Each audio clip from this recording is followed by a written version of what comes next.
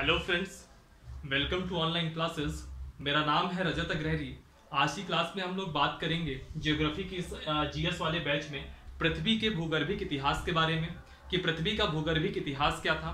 आज थोड़ा बैकग्राउंड में हल्का नॉइज रहेगा क्योंकि आज महाशिवरात्रि का दिन है, तो थोड़ा बहुत शंकर जी के बीच बीच में आस्था आएगी, है ना, तो उसको थोड़ा टॉलरेट कर लीजिएगा।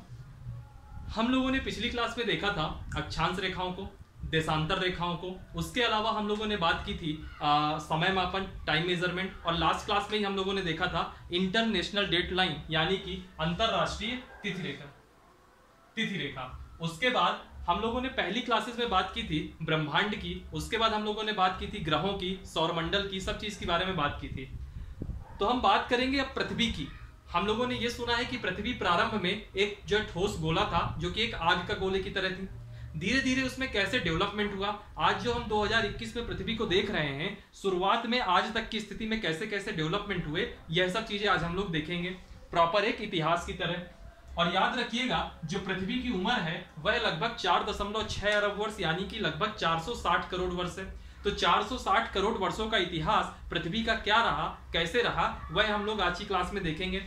सबसे पहले एक चीज मैं बता दूं, जो हम पृथ्वी के इतिहास को हम लोग पढ़ते हैं, जैसे फॉर एग्जांपल हम किस वर्ष में हैं, हम 2021 में हैं, लेकिन हम यह भी कहते हैं कि हम 21वीं शताब्दी में। लेकिन कहने का मतलब एक शताब्दी वर्ड हुआ बड़ा और एक छोटा वर्ड हुआ 2021, यानी कि शताब्दी एक बड़ा शब्द हुआ, वर्ष एक छोटा शब्द हुआ। वैसे ही जब हम पृथ्वी का इतिहास पढ़ेंगे तो यहाँ दो चीजें आएंगी, एक आएगा आपका एरा जिसको हम लोग कहते हैं महाकल्प, और एक आएगा आपका यहाँ पे, एक हो गया एरा और एक आएगा आपका यहाँ पे पीरियड जिसको हम लोग कहेंगे कल्प। यानी कि 5 महाकल्पों की हम बात करेंगे और उन महाकल्पों के अंदर कई सारे कल्प होंगे। 5 एरा की बात करेंगे, उसके अंतर्गत कई सारे पीरियड्स होंगे, और इन सब के बारे में आज की क्लास में हम लोगों को डिस्कस करना है। तो बात करते हैं महाकल्प की। महाकल्प कौन कौन होंगे पहले यह देख लीजिए। मैं अभी इनके नाम लिखाऊंगा, थोड़े अजीब से नाम रहेंगे। दरअसल होता क्या है, जब आगे आने वाली ज्योग्राफी की क्लास होगी तो आप कई सारे नाम सुनोगे, जैसे आर्कियन नाम सुनोगे, प्री कैम्ब्रियन नाम सुनोगे, डिवोनियन सुनोगे, जुरासिक वर्ष सुनोगे, क्रेटेशियस सुनोगे, आगे प्लीस्टोसीन, होलोसीन, सब कुछ सुनोगे, लेकिन तब आपको ये मतलब नहीं पता होंगे। इसके लिए मैं जियोमॉर्फोलॉजी चालू करने से पहले ये आज की क्लास करवा रहा हूं, ताकि आप लोगों को जितने भी पीरियड्स होते हैं इनके नाम पता हो, ताकि कभी भी जब आप इनके नाम आगे सुनो तो आपको बिल्कुल थोड़ा आश्चर्य ना लगे कि हम क्या सुन रहे हैं, है ना। आप वहां फिर ये ना लगे कि अरे ये कौन सी शॉकिंग वर्ड आ गया भाई। आपको इन सबसे पहले ही परिचित होना पड़ेगा। हम बात करते हैं महाकल्प की। तो महाकल्प में हम 5 महाकल्पों की बात करेंगे। सबसे पहले हम बात करेंगे एजोइक, दूसरे की महाकल्प की बात करेंगे पैलियोजोइक। अभी हर महाकल्प के अंदर कई सारे पीरियड्स हैं, कई सारे कल्प हैं। जैसे एजोइक के अंदर 2 हैं, आर्कियन और प्री कैम्ब्रियन। पैलियोजोइक के अंदर 6 रहेंगे, Cambrian, Ordovician, Silurian, Devonian, Carboniferous, Permian, ऐसे करके आपके सब चलेंगे। इन सबको हम धीरे धीरे आगे आगे पढ़ेंगे। फिर पैलियोजोइक के बाद आता है मेसोजोइक। मेसोजोइक के अंदर आपको 3 काल मिलेंगे। फिर मेसोजोइक के बाद आता है आपका मेसोजोइक के बाद आता है सिएनोजोइक। सिएनोजोइक के बाद आपका आएगा नियोजोइक। सिएनोजोइक के बाद आएगा आपका नियोजोइक, ठीक है। आर्कियन एजोइक के अंदर आप देखोगे तो 2 पीरियड आएंगे। पैलियोजोइक के अंदर भी देखोगे तो आपको कई सारे पीरियड मिलेंगे। ऐसे करके हर में कुछ अलग अलग पीरियड होंगे। वर्तमान जो हम जी रहे हैं आज की जिंदगी, यह नियोजोइक के ही कल्प में आएगी। इसकी भी हम लोग आगे बात करेंगे, ठीक है। होता क्या है, अभी मैंने ये नाम आपको लिखा दिए हैं, इसके अंतर्गत जो कल्प होंगे हर कल्प की कुछ ना कुछ विशेषता होगी, और उस विशेषता से कोई क्वेश्चन पूछ लेगा। मान लीजिए आपसे पूछ सकता है कि सरीसृप युग किस कल्प को कहा जाता है, या पूछ सकता है मछली युग किस कल्प को कहा जाता है, या फिर पूछ सकता है पहला व्यापक पर्वतीकरण किस युग में हुआ, द्वितीय व्यापक पर्वतीकरण किस युग में हुआ, या फिर यह भी पूछ सकता है अरावली कब बनी, विंध्यन किस युग में बना, मछली युग कब आया, ये तो मैंने बात कर ही दिया, किस युग में कोयले का निर्माण हुआ, किस युग में डायनासोर आए, तो यह सब चीजें पूछ सकता है। तो हमको यह सब चीजें पता होनी चाहिए। तो हम एक एक महाकल्प में जाएंगे और फिर उसके अंतर्गत जितने भी पीरियड्स होंगे उनकी सारी विशेषताओं के साथ उसकी चर्चा करेंगे। सबसे पहले हम बात करेंगे एजोइक की। सबसे पहले हम बात करेंगे एजोइक की। AZOIC, Azoic. एजोइक में देखेंगे आप तो इसमें दो युग होंगे, एक होगा आर्कियन और दूसरा होगा प्रीकैम्ब्रियन। अगर आपने कई सारी लूसेंट वगैरह की बुक पढ़ी होगी, कई जगह अगर आपने लूसेंट वगैरह से पढ़ाई की होगी, या कई सारे आपने प्रीवियस ईयर के क्वेश्चन पेपर देखे होंगे, तो अक्सर पूछ लेता है कि जो प्रारंभिक चट्टानें हैं वह किस युग की होती हैं, तो अक्सर उसका ऑप्शन सही होता है आर्कियन युग की, है ना।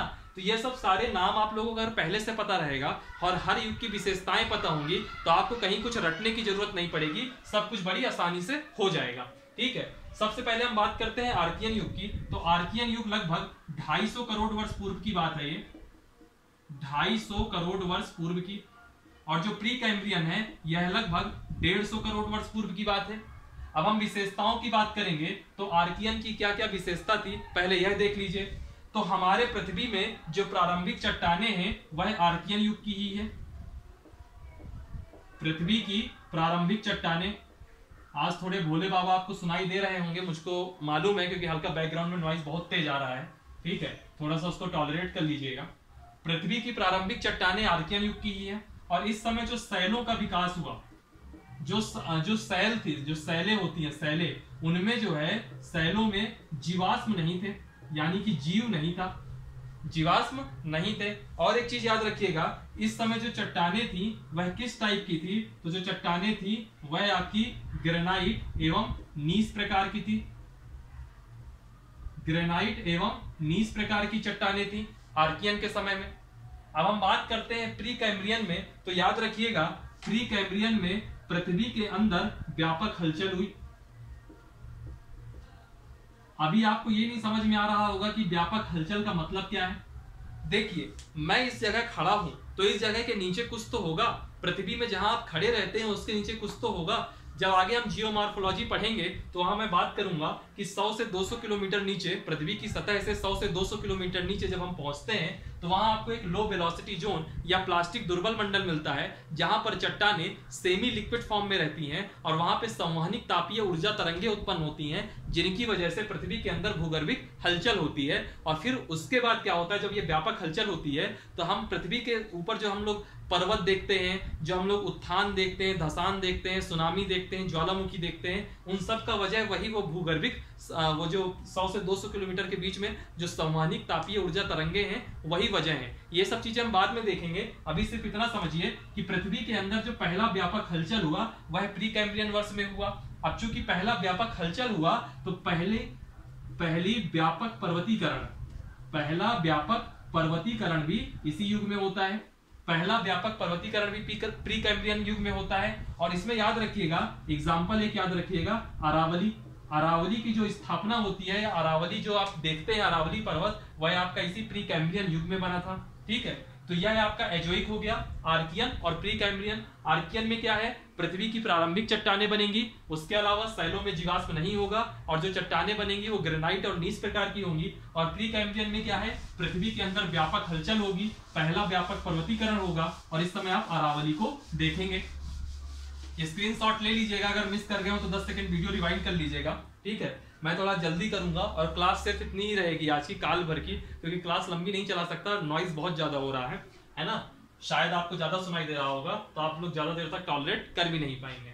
बहरहाल यहाँ पे मैं जो बोल रहा हूँ तो ठीक ही है, बाकी जितना मैं बोल रहा हूँ उतना लिखता भी जा रहा हूँ तो आपको इतनी दिक्कत नहीं होगी। फिर हम दूसरे नंबर में बात करेंगे पैलियोजोइक की।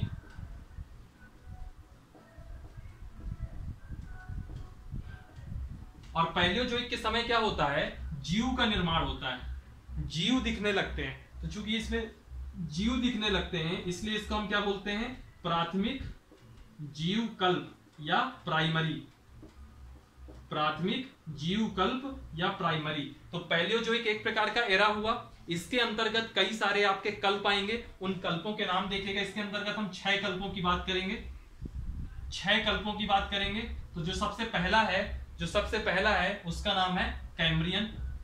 पहले हमने क्या बात किया था, आर्कियन और प्री कैम्ब्रियन। यहां पे सबसे पहले हम बात करेंगे कैम्ब्रियन की, और कैम्ब्रियन लगभग 60 करोड़ वर्ष पहले होगा, 60 करोड़ वर्ष पहले की बात है ये।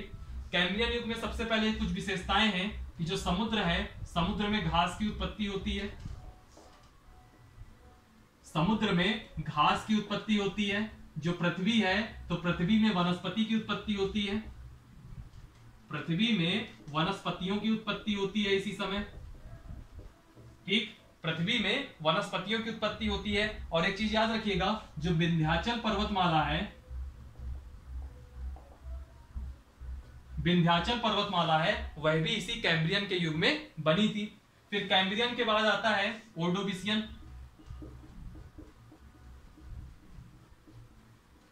ओर्डोविशियन लगभग 55 करोड़ वर्ष पूर्व की बात है, ये बी नंबर लिख लीजिए। ओर्डोविशियन में क्या होता है, जो पहले कैम्ब्रियन युग में वनस्पतियों की उत्पत्ति हुई थी, तो इस ओर्डोविशियन में वनस्पतियों का विस्तार होता है। इसमें क्या होता है, वनस्पतियों का विस्तार होता है, व्यापक विस्तार होता है पृथ्वी में। फिर इसके बाद तीसरे नंबर में आता है आपका सिलुरियन। फिर व्यापक तीसरे नंबर में आता है आपका सिलुरियन, और यह लगभग होता है आपका 44 करोड़ वर्ष पूर्व। और इसको हम लोग कहते हैं मछली युग। नाम से ही स्पष्ट है कि इस युग में मछलियों की बहुत ज्यादा उत्पत्ति हुई होगी। इसको हम लोग कहते हैं मछली युग। पृथ्वी में समुद्र के अंदर मछलियों की बहुत ज्यादा उत्पत्ति होती है इसी समय। फिर इसके बाद डी नंबर में हम देखते हैं सिलोरियन हो गया। फिर हम देखेंगे डिवोनियन, सॉरी गलत हो गया, डिवोनियन में मछली युग होता है। सिलुरियन में क्या हुआ, सिलुरियन में द्वितीय व्यापक पर्वतीकरण हुआ। पहला व्यापक पर्वतीकरण कब हुआ था, प्री कैम्ब्रियन युग में। द्वितीय व्यापक पर्वतीकरण कब होता है, सिलुरियन में। मैं जितना तेज बोलने की कोशिश कर रहा हूं उतना ही तेज पीछे से नॉइज और बढ़ा दे रहे हैं। आज पता नहीं क्लास कितनी जल्दी कंप्लीट करने की लगी हुई है, मुझे भी आज। डिवोनियन लगभग आपका कब है, 40 करोड़ वर्ष पूर्व। और डिवोनियन को हम क्या कहेंगे, मछली युग। मछली युग क्यों कहते हैं, क्योंकि इसी समय जो है मछलियों की सबसे ज्यादा उत्पत्ति होती है डिवोनियन में। और फिर ई नंबर कहते हैं, और डिवोनियन 40 करोड़ वर्ष पूर्व था। फिर हम आता है ई नंबर में आते हैं कार्बोनीफेरस। कार्बोनीफेरस युग, यह लगभग 35 करोड़ वर्ष पूर्व था। और इसमें होता क्या है, जो सघन वनस्पतियां हैं वह पृथ्वी में सतह के नीचे दब गईं और उन वनस्पतियों में समय के साथ रूपांतरण हुआ। ठीक है, वनस्पतियों के रूपांतरण से क्या बना, कोयला। याद रखिएगा, पूछ लेता है कि कोयले का उत्पादन किस युग में हुआ, तो कोयले का उत्पादन कार्बोनीफेरस युग में हुआ। और आगे कोयले का उत्पादन परमियन काल तक, जो कि इसका छठा नंबर है, उसका हम नाम देंगे परमियन। तो परमियन काल तक चलता रहा और यह लगभग 27 करोड़ वर्ष पूर्व की बात है। परमियन काल तक कोयले का निर्माण चलता रहा। ठीक है, तो देखिए, कैम्ब्रियन समुद्र में घास की उत्पत्ति, पृथ्वी में वनस्पतियों की उत्पत्ति, विंध्याचल पर्वतमाला, ओर्डोविशियन वनस्पतियों का विस्तार होता है, सिलुरियन द्वितीय व्यापक पर्वतीकरण होता है, डिवोनियन मछली युग कहलाता है, यानी कि मछलियों की व्यापक उत्पत्ति होती है। फिर कार्बोनीफेरस, जो सघन वनस्पतियां थी वह सतह के नीचे दबती हैं, उनमें रूपांतरण होता है और रूपांतरण होने से कोयले का निर्माण होता है। फिर आता है परमियन और कोयले का निर्माण कंटिन्यू चलता रहता है। ठीक है, ये आपका प्राइमरी जो है आपका जीवकल्प हो गया, जिसके बारे में आज हम लोगों ने बात कर ली। पैलियोजोइक थोड़ा सा ही बचा हुआ है तो इसको आज कर ही लेते हैं, फिर क्लास खत्म करते हैं। फिर आज क्लास में ज्यादा लंबा नहीं चलाएंगे। सोचा तो था मैंने कि आज मैं जियोमॉर्फोलॉजी चालू कर दूंगा, बट जिस हिसाब का नॉइज हो रहा है बहुत मुश्किल है आज। ठीक है, फिर तीसरे नंबर में हम बात करेंगे मेसोजोइक की।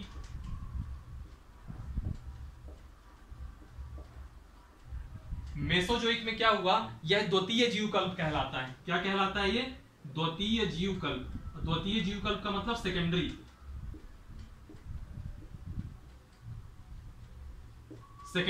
और इसके अंतर्गत आप 3 काल देखोगे।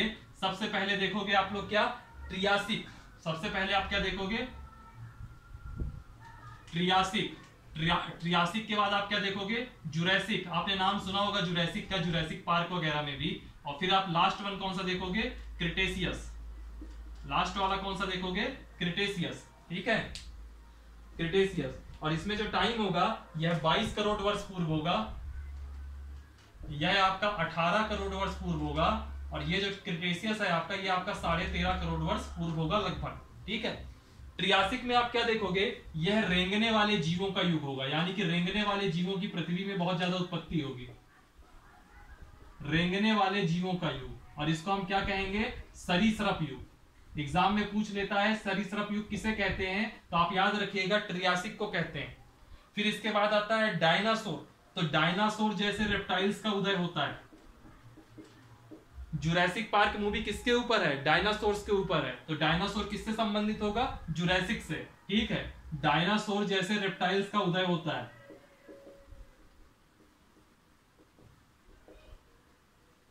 ठीक, फिर आती है बात क्रिटेशियस की, तो जो हमारे देश, हम अभी पूरे विश्व में जब अलग अलग महाद्वीप और महासागर देखते हैं, जो वर्तमान स्थिति देखते हैं, तो इन महाद्वीप और महासागरों की जो उत्पत्ति होती है, यानी कि जो अभी आज का वर्तमान व्यवस्था क्रम है, यह आपका इसी क्रिटेशियस के समय में हुआ। तो जो विश्व के वर्तमान महाद्वीप और महासागरों की उत्पत्ति होती है वह क्रिटेशियस के समय में होती है। विश्व के वर्तमान महाद्वीपों व महासागरों की उत्पत्ति ये किस समय होती है, आपकी क्रिटेशियस में होती है। ठीक है, और याद रखिएगा जो अटलांटिक महासागर है, हिंद महासागर है, इन सब की उत्पत्ति इसी समय होती है। और जो पृथ्वी के वर्तमान नवीन वलित पर्वत हैं, जैसे हिमालय वगैरह हो गया, ये सब आपके वर्तमान नवीन वलित पर्वत कहलाएंगे। नवीन वलित का मतलब क्या होता है कि इन पर्वतों में अभी भी उत्थान जारी है, उनकी जो ऊंचाई है वो अभी भी बढ़ती जा रही है। और जो अरावली और विंध्यन टाइप के पर्वत हैं, इनकी ऊंचाई नहीं बढ़ रही बल्कि धीरे धीरे कम हो रहे हैं। ठीक है, और वर्तमान नवीन वलित पर्वत जो है धीरे धीरे अभी भी इनकी ऊंचाई बढ़ती जा रही है। ठीक, तो वर्तमान नवीन वलित पर्वत की हम बात करेंगे यहाँ पे, इनकी उत्पत्ति भी कब होती है, क्रिटेशियस काल में। और एक चीज और मैंने बता दी थी अभी आपको, अटलांटिक महासागर और हिंद महासागर, अटलांटिक महासागर और हिंद महासागर, इनकी उत्पत्ति भी इसी क्रिटेशियस काल में होती है। तो यह आपका था मेसोजोइक। ठीक, अब इसके बाद बहुत छोटा छोटा है, मेन आपने सब कर लिया ऑलमोस्ट, अब बहुत छोटे छोटे हैं, दो ठो और है, उनको भी देख लीजिए। एक है सिएनोजोइक और फिर एक है नियोजोइक। सिएनोजोइक में देखेंगे कि आपको काल बहुत दिखेंगे। ठीक है, देखिएगा मैं बताता हूं कैसे।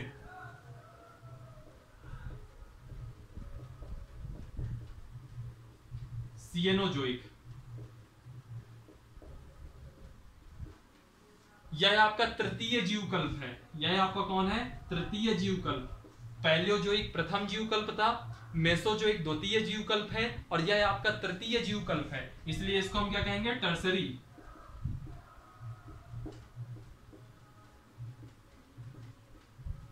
टर्शियरी। और जो आपका ये सिएनोजोइक कल्प है, महाकल्प है, इसके अंतर्गत आप 4 कल्पों को देखते हैं, 4 पीरियड्स को देखते हैं। कौन कौन से, पहले देखते हैं आप इयोसीन को, नाम अजीब से रहेंगे। दूसरा देखेंगे आप ओलिगोसीन को, फिर तीसरा देखेंगे आप मायोसीन को, और फिर चौथा देखेंगे आप प्लायोसीन को। बस इसके बाद थोड़ा सा 2 और बचे हैं, उनको भी देख लेंगे, जल्दी क्लास खत्म करेंगे, नॉइज वाकई में बहुत ज्यादा हो रहा है।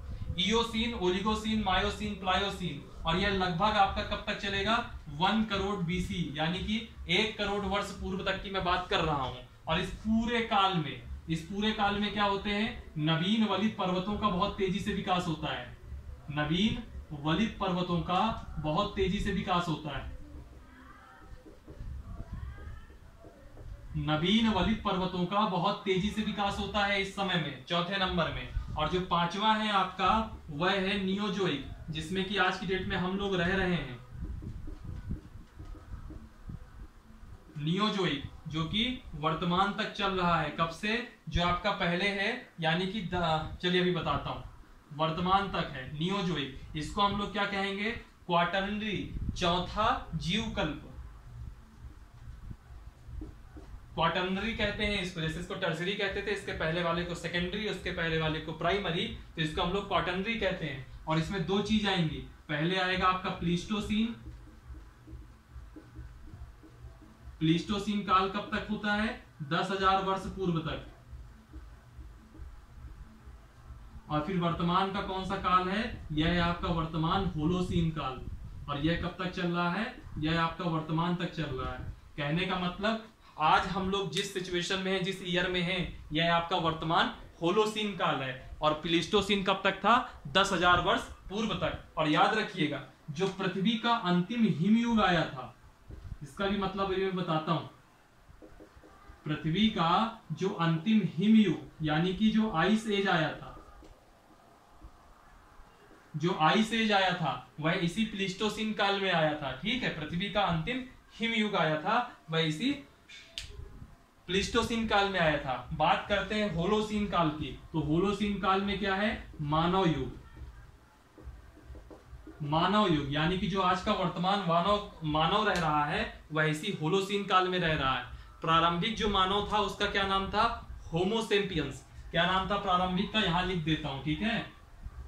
प्रारंभिक मानव का क्या नाम था, होमोसेपियंस, वैज्ञानिक नाम है ये। और जो अभी आज का वर्तमान आधुनिक मानव है उसका क्या नाम है, होमोसेपियंस सेपियंस। 2 बार सेपियंस लग गया, यानी कि अब दिमाग ज्यादा बढ़ गया है ना, होमोसेपियंस सेपियंस। ठीक है, तो ऐसे करके हमारे भूगर्भिक काल हैं, भूगर्भिक इतिहास है, इनके बारे में आप लोगों को पता होना चाहिए। और एक चीज सुनिएगा, जो ये आइस एज का कॉन्सेप्ट है, होता क्या है, पृथ्वी समय समय पर पूरी पृथ्वी समय समय पर बर्फ से ढक जाती है। ठीक है, एक टाइम आता है कि पहले पृथ्वी बर्फ से ढक जाती है, वापस से फिर टेम्परेचर बढ़ना चालू होगा, जीवन आएगा, फिर जीवन खत्म होगा, फिर पृथ्वी बर्फ से ढक जाएगी। मतलब ऐसे कर करा के आपके आगे समय बढ़ता जाता है। और इसी को हम कहते हैं एक प्रकार से बहुत तेजी से जलवायु परिवर्तन, क्लाइमेट चेंज। और अभी एक चीज और बता दूं, जब अंतिम हिमयुग आपका निकल गया, जो लास्ट हिमयुग था जो आपका निकल गया, यानी कि अब अगला हिमयुग जब आएगा तब आएगा, वो भी हमको नहीं पता, लेकिन जो अंतिम हिमयुग निकल गया उसके बाद की जो दशाएं हुई वह मानव के विकास के लिए भी अनुकूल हो गई। क्यों? क्योंकि तब जो है अब मानव यहाँ रह सकता है। लेकिन समय के साथ साथ वायुमंडल गर्म होता ही होता है, क्योंकि अब हम पहले देखिए क्या होता है, ये अभी हिमयुग आया, फिर गर्म युग, फिर ठंडा, फिर गर्म, फिर ठंडा, फिर गर्म, ये एक साइकिल होती है। तब अगर आइस एज चला गया, हिम युग चला गया, तो वापस से गर्म युग आएगा। अब इस गर्म युग में क्या होता है, जो वायुमंडल है इसका टेम्परेचर धीरे धीरे बढ़ रहा है। तो जनरली जो हम लोग हर चीज में ग्लोबल वार्मिंग करने लगते हैं, तो यह गलत है। टेम्परेचर वायुमंडल का धीरे धीरे बढ़ेगा ही बढ़ेगा, ये नेचुरल है। लेकिन हम लोग जिस तरह से संसाधनों का अनावश्यक दोहन करते हैं और प्रदूषण फैलाते हैं, उसकी वजह से जो वायुमंडल गर्म होने की जो नेचुरल दर है उससे बढ़ जाती है। और इसकी वजह से हमको ऐसा लगता है कि जो पृथ्वी है उसका विनाश कहीं जल्दी ना हो जाए, इसलिए ग्लोबल वार्मिंग हमारे लिए बुरा है। क्यों? क्योंकि हम ग्रीन हाउस गैसेस को बहुत ज्यादा इन्वायरमेंट में छोड़ते हैं। बहरहाल जब जलवायु विज्ञान में आएंगे तो इस पर डिस्कस करेंगे। आज के लिए इतना ही रखते हैं। मेरी इच्छा थी जियोमॉर्फोलॉजी का बिल्कुल शुरुआती टॉपिक आज से मैं चालू कर देता, बट चूंकि पॉल्यूशन नॉइज बहुत ज्यादा है, इसकी वजह से मैं आज की क्लास को इतना ही रखता हूँ।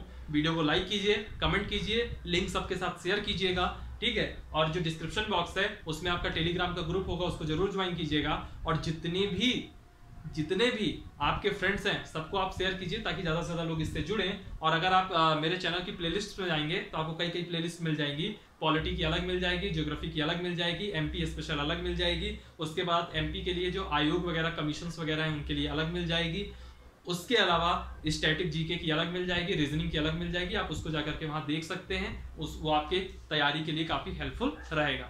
चलिए फिर आज के लिए इतना ही रखते हैं। हंसते रहिए, पढ़ते रहिए। Thank you for watching, thank you so much.